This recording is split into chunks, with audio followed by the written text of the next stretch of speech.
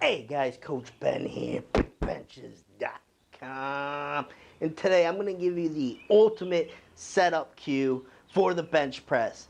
Alright, if you think about this cue here, this is going to completely change the game for you and how you set up, how tight you actually get. This is going to be a big change to your training, okay? So follow along with me now, alright? All I'm simply going to say to you is we're never going to let our hips touch the pad.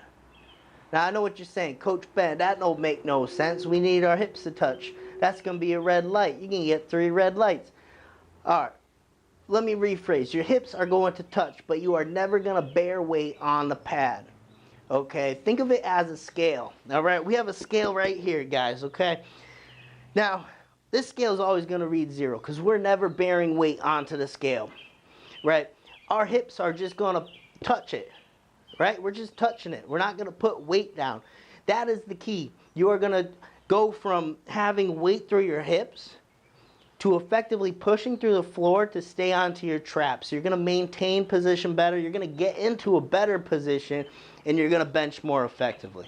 All right, so I'm going to show you exactly what that looks like. And I want you to pay real good attention to my hips, and that they never ever touch down, put weight on the pad. And you can see actually at the end of the setup, the hips are the very last thing to come down to the pad. Okay, now this pad's a little bit raised up, so I'm going to show you the best I can, but watch what happens with the hips. The very last thing to touch down. I'm even going to set my feet before I even worry about my hips. Okay, and you can see while I widen out my feet, my hips will naturally drop. So let's go through it so you can get a visual. All right. So I'm going to go through the setup. First, I want to drive my shoulder blades together. All right.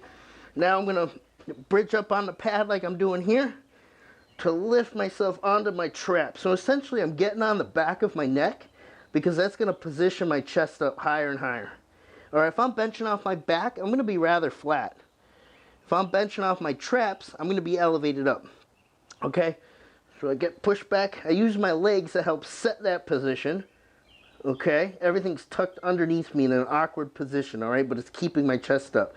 Now I have to bring my feet down, so I'm going to drop one at a time.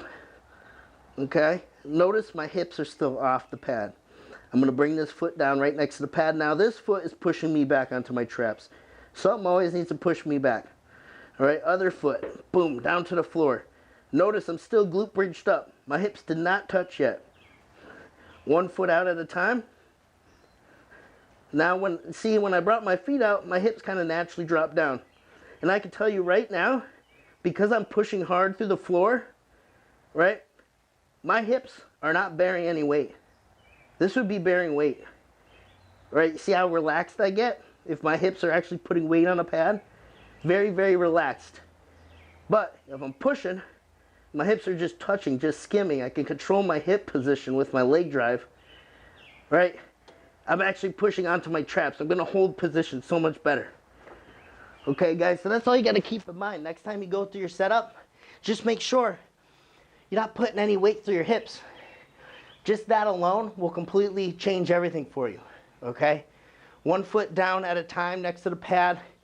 Wiggle them out from there. Your hips will naturally drop, but you always need to push back onto your traps. And that's to maintain position and create leg drive. All right, guys, that's the ultimate setup cue right there.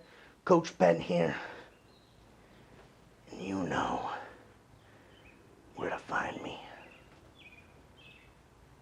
You can meet me